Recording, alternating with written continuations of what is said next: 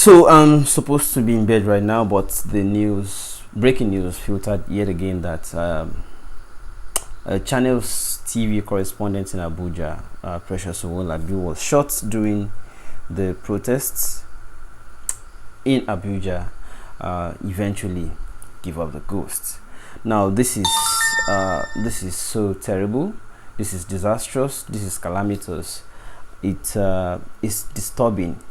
And at this time, if you are still sitting on the fence or defending the problem that all of us are supposed to be,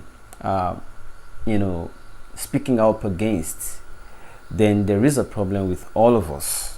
Because at this point, we can no longer continue like this. Owolabi Precious was a core member who joined Channels TV as a correspondent and was covering the protest. A peaceful protest, as that's usually being, until the police would go disperse the protesters and all of that with ammunition. Well, there are no evidence as yet that the Shiites protesters were harmed. No evidence that they were harmed. We only saw placards, and as the video clips that we have been showing on various platforms on social media today depicts or portrays, these Shiite protesters were only armed with placards and asking that their leader be freed or be released.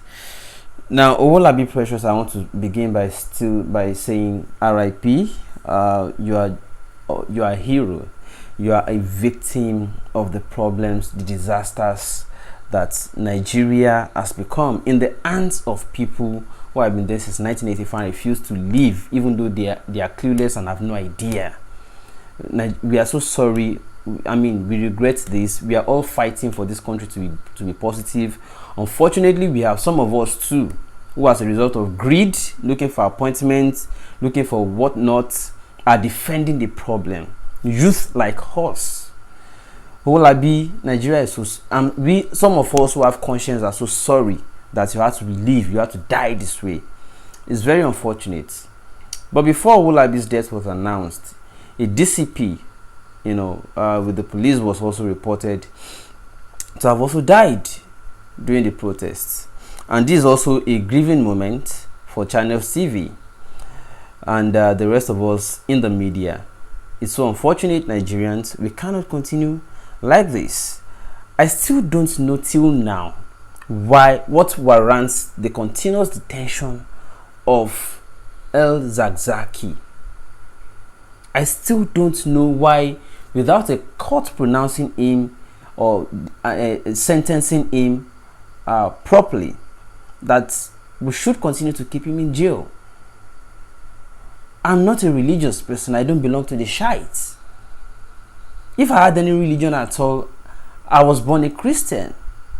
But hey, humanity first. Every religion is rooted in humanity. Every religion has touch with morality.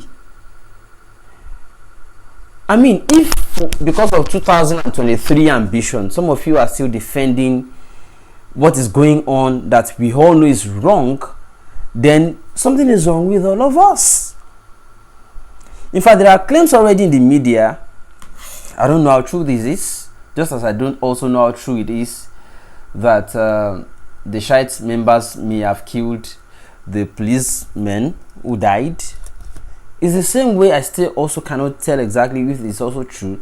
But there are people who are claiming that even the NEMA station that was set ablaze was set up by the policemen also. Yes, there are people saying that it is also the police that they started pasting, uploading photos of policemen who are taking, tires and throwing at the NEMA station. And what they are simply trying to say is that the police is culpable in the burning of the NEMA station. I'm not saying it's also true, but there are no evidence that Shiite protesters were harmed with any weapon. If they had any weapon at all, the only thing we saw on them were placards. So why provoke people who are not provoking you?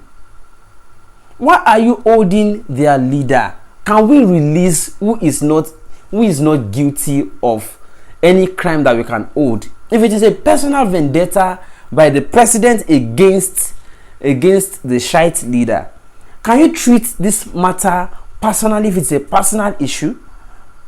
Can you not drag the nation, the entire country along with your personal vendetta? Can we just do this? If it's a personal issue with Dasuki, can you treat it personally and not use, institutions or official power that is supposed to be serving other purpose to fight your personal battle? It won't take all of us anywhere. If this does anything to us, it is to drag all of us in the mud. It's unfortunate. We cannot continue like this, people.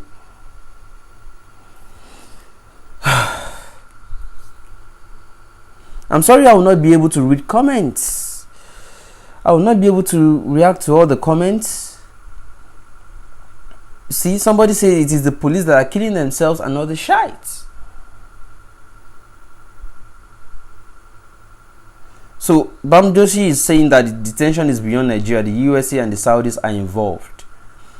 Okay, if it is a world or global crime that the Shiite leader has committed, can we have a competent court of competent jurisdiction pronounce him guilty and sentence him appropriately? The national mood, if you read it very well, you will understand that the national mood is in support of this prisoner of conscience. Okay, aside from Shiite leader now, where is IG Wala? Okay, what is the offense of IG Wala? Is also being, a court of competent jurisdiction, as they say, pronounced him guilty and sentenced him over what?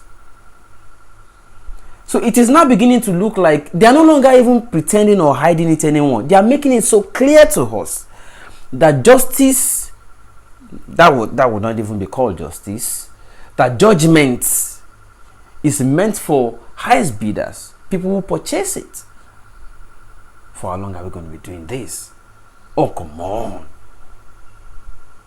Let's not drag this country into personal battles that you're fighting, you people in the political corridors. And those of you young people who are still defending your godfathers because of 2023, are you sure they will get it? No, the national mood is not in your favor. If you are thinking it's all about 2023, you're not talking. Who knows whose relative is next? Who knows who is exactly the next?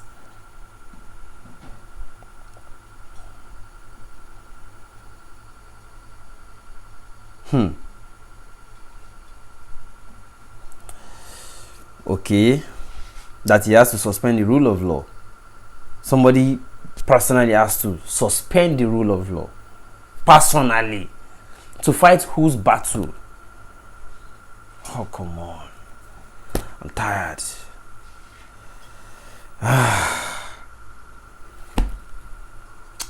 Precious Owolabi once again. I regret that. I don't want to regret being a Nigerian. But these people are making us regret that we are born into Nigeria. This is unfortunate. Very unfortunate. But we will not stop. We will not give up. We will not relent. We will continue. We can't stop. We can't stop. In the religious circle, you have fake pastors or prophets. You have those who are holding people on stage. You refused to fund education. There are no jobs, no employment. And you are killing people. To fight what battle? Gone. Who's battling the Shiites leader unnecessarily? I just hope that the emergency security meeting they called this evening would turn out positive, please free El Zazaki, prosecute him properly, and let